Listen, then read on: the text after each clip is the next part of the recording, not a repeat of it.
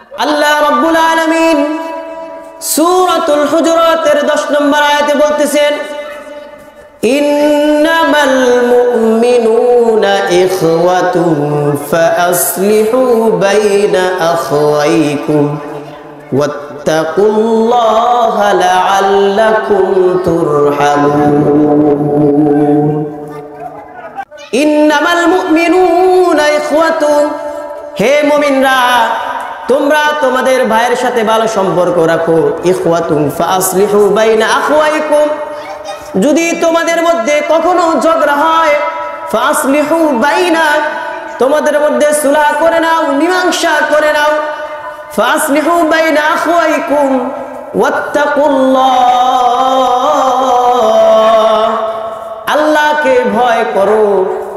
লাআল্লাকুম তুরহামুন, হয়তো আল্লাহ রাব্বুল আলামিন তোমাদের উপর রহম করবে। এই আয়াত দ্বারা আল্লাহ তাআলা আমাদেরকে বলতেছেন, হে মুমিনরা তোমরা তোমাদের ভাইদের সাথে, পরস্পর ভাইয়ের সাথে, মুসলমান ভাইয়ের সাথে, আপন ভাইয়ের সাথে, ভাইদের সাথে কি করো? ভালো ব্যবহার করো, ভালো সম্পর্ক রাখো। যদি কখনো তোমাদের মধ্যে দ্বন্দ্ব সৃষ্টি হয় কোনো কারণে, ফাসলিহু বাইনা আখওয়াইকুম, তোমরা দ্বন্দ্বে লিপ্ত থেকো না, যে কোনো ভাবেই হোক তোমরা কি করো? মীমাংসা করে নাও, মিলমিশ হয়ে যাও।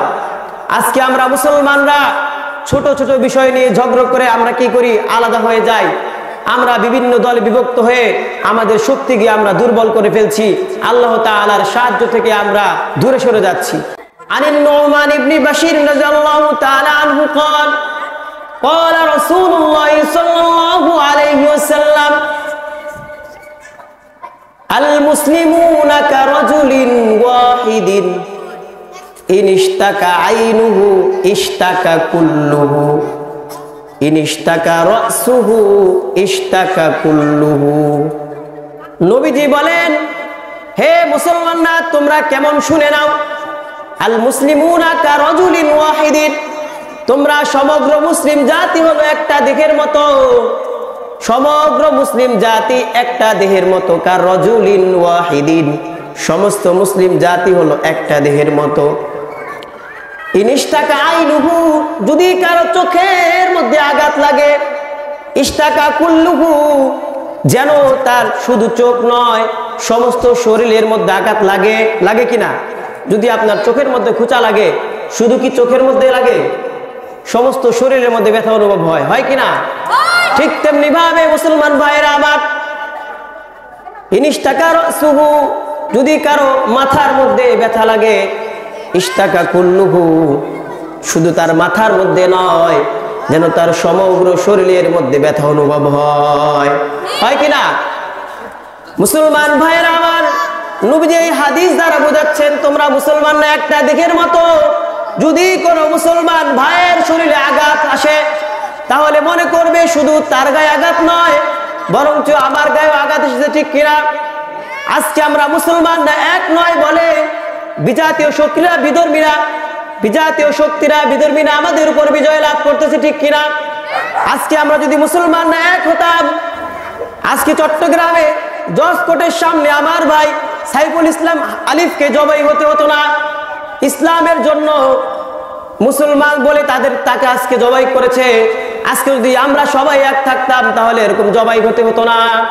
ভাইরা আমার, ইতিহাস ঘেটে দেখুন, সাহাবারা এক ভাই অপর ভাইকে কি পরিমাণ মুহাব্বত করেছে।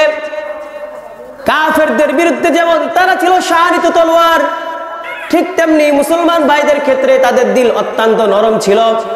ইয়ারমুকের যুদ্ধের মধ্যে একটা দল শুধু পানি থাকা সত্ত্বেও পিপাসায় এই কারণে শহীদ হয়েছে। যখন কিনা তাদের কাছে পানি আনা হয়, তখন দেখতেছে আরেক ভাই পানির তৃষ্ণায় কাতর হয়ে আছে। এই চিন্তা করেই তারা কি শহীদ হয়ে গেছে। বর্ণনাকারীর বর্ণনায় জানা যায়, ইয়ারমুকের যুদ্ধের সময় হযরত ইকরামা ইবনে আবু জাহেল রাদিয়াল্লাহু তাআলা আনহু পিপাসায় কাতর হয়ে আছে। তার কাছে যখন পানি নিয়ে আসা হলো, তখন তিনি দেখলেন হযরত সুহাইল ইবনে আমর রাদিয়াল্লাহু তাআলা আনহু পানির দিকে তাকিয়ে আছে। তখন তিনি বললেন, আমি পানি পান করব না, আমার ওই ভাইয়ের কাছে পানি নিয়ে যাও। তাকে পানি পান করিয়ে দাও। বলেন আল্লাহু আকবার। তারপরে আবার যখন সুহাইল ইবনে আমর রাদিয়াল্লাহু তাআলা আনহুর নিকট পানি নিয়ে যাওয়া হলো, তখন তিনি দেখতে পেলেন সাহল ইবনে হারেস রাদিয়াল্লাহু তাআলা আনহু তাকিয়ে আছে পানির দিকে। বললেন আমি পানি পান করব না, আমার ভাই সাহল ইবনে হারেস রাদিয়াল্লাহু তাআলা আনহু তাকে পানি পান করাও। তারপরে সেই ব্যক্তিটা পানি নিয়ে সাহল ইবনে হারেস রাদিয়াল্লাহু তাআলা আনহুর কাছে নিয়ে গেল। সেই অবস্থায় তিনি শহীদ হয়ে গেলেন। আল্লাহু আকবার। এই অবস্থায় দ্বিতীয় জন, এর আগের জন সুহাইল ইবনে আমর রাদিয়াল্লাহু তাআলা আনহুর নিকট যখন পানি নিয়ে আসা হলো, এসে দেখলেন তিনিও আল্লাহর ডাকে সাড়া দিয়ে চলে গেছে, শহীদ হয়ে গেছে। বলেন সুবহানাল্লাহ। তারপরে যখন আবার ইকরামা ইবনে আবু জাহেল রাদিয়াল্লাহু তাআলা আনহুর নিকট পানি আনা হলো, তখন দেখলেন তিনিও শহীদ হয়ে গেছে। আল্লাহু আকবার। যুদ্ধ শেষ হওয়ার পর খালিদ ইবনে ওয়ালিদ রাদিয়াল্লাহু তাআলা আনহু তাদের লাশের কাছে গেলেন। যাওয়ার পরে কান্না করে খালিদ ইবনে ওয়ালিদ রাদিয়াল্লাহু তাআলা আনহু বললেন, হায় কি অবস্থা রে মুসলমান, তোমাদের এই মুহাব্বত দেখে আমি অবাক হয়ে যাই। তোমাদের উপর আমার জান কুরবান হোক, তোমরা মৃত্যুর সময়ও একে অপরের উপর প্রাধান্য দেওয়া ছেড়ে দাও না। কেমন মুহাব্বত ছিল সাহাবে কেরাম রাদিয়াল্লাহু তাআলা আনহুদের। এই কারণেই তাদের উপর আল্লাহ রাব্বুল আলামিনের সাহায্য এসেছে। এমনি এমনি আল্লাহ রাব্বুল আলামিনের সাহায্য তাদের উপর আসে নাই। আল্লাহ রাব্বুল আলামিন কোরআনের মধ্যে বলেন, ইয়ানসুরকুমুল্লাহু ফালা গালিবা লাকুম ওয়া ইয়াখযুলকুম ফামান যাল্লাযী ইয়ানসুরকুম মিন বা'দিহি ওয়া আলাল্লাহি ফালইয়াতাওয়াক্কালিল মুমিনুন।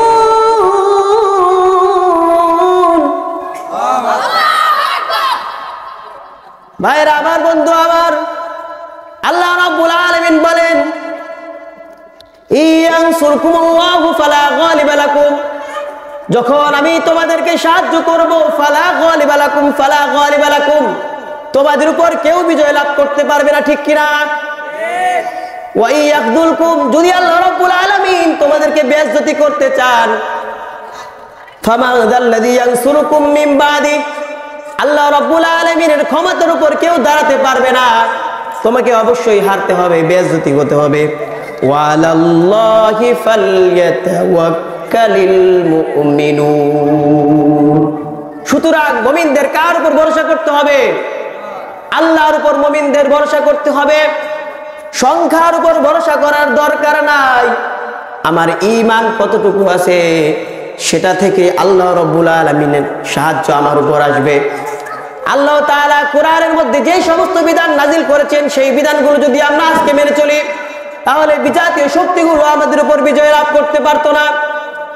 আজকে আমরা ভাই ভাই মারামারি করি, যে সমস্ত নাম বললে আরেক ভাইয়ের কষ্ট লাগবে সেরকম নাম দিয়ে আমরা আরেক ভাইকে গালি দেই, এক একজনের এক একটা নাম রেখে দেই, সামনে পিছনে বদনাম করি, যার কারণে আমাদের মধ্যে দূরত্ব সৃষ্টি হয়ে যায়, আর এর দ্বারা আমাদের একত্বতা, ঐক্যবদ্ধতা দূর হয়ে যায়, যার কারণে শয়তান আমাদের মধ্যে ফাসাদ সৃষ্টি করে। আজকে যদি আমরা একসাথে থাকতে পারতাম, ঐক্যবদ্ধ হয়ে থাকতে পারতাম, তাহলে বিধর্মীরা আমাদের উপর হানা করতে পারতো না। ওই চিন্ময় কৃষ্ণ দাসের লোকেরা আমার ভাই সাইফুল ইসলাম আলিফকে জবাই করতে পারতো না, ঠিক কিনা? নারে তাকবীর। দিন ইসলাম, দিন ইসলাম, দিন ইসলাম, দিন ইসলাম, আল কোরআনের আলো, দিন ইসলাম, দিন ইসলাম। সত্যের পক্ষে গান গাই বলে আমি বিদ্রোহী, সত্যের পথে ডাকি বলে আমি বিপ্লবী, সত্যের পক্ষে গান গাই বলে আমি বিদ্রোহী, সত্যের পথে ডাকি বলে আমি বিপ্লবী, কোরআনের কথা বলি তাই বলে আমাকে মৌলবাদী, জিহাদের কথা বলি তাই বললে আমাকে জঙ্গিবাদী, আমি বিদ্রোহী, ঠিক কিনা? আমি বিদ্রোহী, বিদ্রোহী বিপ্লবী মৌলবাদী, কেন জঙ্গিবাদী? বিদ্রোহী বিপ্লবী মৌলবাদী, কেন জঙ্গিবাদী? জন্মের পরে কানে আজান কি দেয়নি, তুমি মৌলবাদী ছাড়া হওনি। জন্মের পরে কানে আজান কি দেয়নি, তুমি মৌলবাদী ছাড়া হওনি। তবে মরণের পরে জানাজা পড়াবে, মরণের পরে জানাজা পড়াবে, তখন কোথায় পালিয়ে যাবি? আমি বিদ্রোহী, বিদ্রোহী বিপ্লবী মৌলবাদী, কেন জঙ্গিবাদী? বিদ্রোহী বিপ্লবী মৌলবাদী, কেন জঙ্গিবাদী, ঠিক কিনা? আমরা ইতিপূর্বে দেখেছি আমাদের উলামায়ে কেরামদেরকে যখন জেলের মধ্যে বন্দী করা হয়েছে, আলেমরা তাদের জন্য হাত তুলে আল্লাহর কাছে ফরিয়াদ করেছে, তখন অনেকের চাকরিও চলে গিয়েছে, ঠিক কিনা? অনেক মাহফিলে মাজলুম আলেমদেরকে বন্দী করার কারণে আলেমদের পক্ষে কথা বলেছে বলে মাহফিলে বাধা দেওয়া হয়েছে, ঠিক কিনা? তোমরা যতই আল্লাহর কুরআনের বিরুদ্ধে, আল্লাহর রাসূলের বিরুদ্ধে চক্রান্ত করো না কেন, যতই চক্রান্ত করো না কেন, ইসলামকে আল্লাহর কুরআনের আলোকে দমিয়ে রাখতে, ইসলাম নাম কি जो दरख्त है उसके नीचे पानी नहीं, ইসলাম নামের এই বৃক্ষের গোড়ায় পানি নয়, ইসলাম নামের এই বৃক্ষটাকে রক্ত দিয়ে লালন পালন করে বড় করা হয়েছে, ঠিক কিনা? সাহাবারা ইসলামের জন্য জীবন দিয়েছে, সাহাবারা ইসলামের জন্য জীবনের পরোয়া করে নাই, ইসলামের জন্য ঘর বাড়ি সব ছেলে রাসূলের প্রেমে ঝাঁপিয়ে পড়েছে। সেই ইসলামকে তোমরা এত সহজে হাতের মুঠে নিয়ে যাবে? খবরদার, এই কথা পশ্চিমকালে চিন্তাও করো না। যারাই কিনা এরকম চিন্তা করেছে তারা দুনিয়ার বুক থেকে চিরবিদায় হয়ে নিশ্চিহ্ন হয়ে গেছে, তারা তাদের নাম ও নিশান আজকে দুনিয়ার মধ্যে নাই, ঠিক কিনা? আজকে দুনিয়ার জমিনে দেখুন আবু বকর, ওমর, উসমান, আলী, সাহাবাদের নামের অভাব নেই, কিন্তু দেখবেন কারো নাম কিন্তু কেউ নমরুদ রাখে না, কারো নাম কিন্তু কেউ ফেরাউন রাখছে, দেখছেন আজ পর্যন্ত। বিধর্মীরাও দেখবেন ওদের নাম রাখে না। সুতরাং ভাইয়েরা আমার, ইসলাম এমনি এমনি আসে নাই, ইসলাম নামের বৃক্ষের গোড়ায় সাহাবারা রক্ত ঢেলেছে, যার কারণে আজকে ইসলাম এই পর্যন্ত এসেছে। আর আজকে আমরা মুসলমানরা সামান্য ছোট ছোট বিষয় নিয়ে দলে দলে বিভক্ত হয়ে ইসলামকে কমজোরি করছি, আমার ঈমানকে কমজোরি করছি। বিদায় হজের ভাষণে নবীজি বলেছিলেন, হে আমার সাহাবারা শোনো, হে আমার উম্মতেরা শোনো, আমি চলে যাওয়ার পরে তোমরা দুইটি জিনিসকে আঁকড়ে ধরে রাখবে। এক হলো আল্লাহ রাব্বুল আলামিনের কোরআন, আরেকটা হলো নবীজির সুন্নাহ। নবীজির সুন্নাহ, আল্লাহ তাআলার কোরআন, এই দুইটা জিনিসকে তোমরা আঁকড়ে ধরে রাখবে। যখন তোমরা এই দুইটা জিনিস থেকে পিছপা হয়ে যাবে, তখনই তোমাদের উপর আযাব গজব আসতে থাকবে, তখনই তোমরা পরাজয় বরণ করতে থাকবে। আমি চলে যাওয়ার পরে তোমরা এক ভাই আরেক ভাইয়ের উপর জুলুম করো না, এক ভাই আরেক ভাইকে হত্যা করো না, এক ভাই আরেক ভাইয়ের হক মেরে খেও না, এক ভাই আরেক ভাইকে কষ্ট দিও না, এক ভাই আরেক ভাইয়ের নামে কুচ্ছা লটিও না, এরকম ভাবে কেউ কারোর সাথে শত্রুতামি করো না। কিন্তু দেখা যাচ্ছে এগুলো আমরা ভুলে গিয়ে শুধু আমাদের নিজের স্বার্থের জন্য বিভিন্ন দলের অপকর্ম করে বেড়াচ্ছি, যার কারণে আজকে আমাদের ঈমান দুর্বল হয়ে যাচ্ছে। সুতরাং ভাইরা আবার আমাদেরকে ওই আমাদের উত্তরসূরি খালিদ বিন ওয়ালিদ রাদিয়াল্লাহু তাআলা আনহু, হযরত উসমান রাদিয়াল্লাহু তাআলা আনহু, হযরত ওমর রাদিয়াল্লাহু তাআলা আনহু, আমরা হলো সেই নবীর উম্মত যেই নবীকে আল্লাহ রাব্বুল আলামিন সরওয়ারে কায়নাত বানিয়েছেন, যেই নবীকে আল্লাহ রাব্বুল আলামিন সব নবীর শ্রেষ্ঠ নবী বানিয়েছেন, ঠিক কিনা? সুতরাং আমাদেরকে সেইভাবেই কাজ করতে হবে। হযরত ওমর রাদিয়াল্লাহু তাআলা আনহু ক্ষমতা পাওয়ার পর আল্লাহকে ভুলে যান নাই।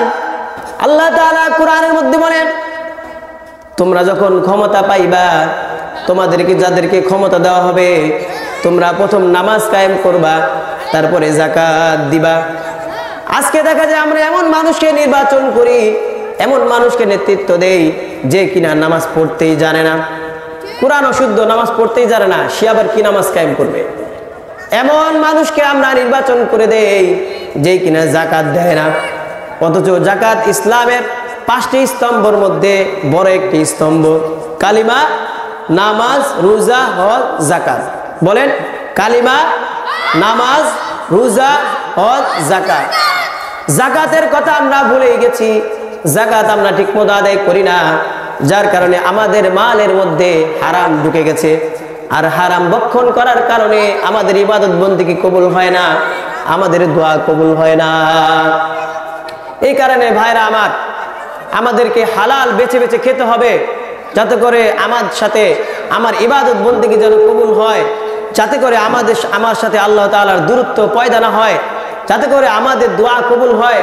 আজকে মুসলমানরা বলে কাফেররা আমাদের উপর এত জুলুম করে, ফিলিস্তিনিদের উপর ইসরায়েল এত জুলুম করতেছে, আল্লাহ কি দেখে না? আরে ভাই, আপনি যে সুদ খাচ্ছেন, আপনি যে হারাম খাচ্ছেন, সেটা কি আল্লাহ দেখে না?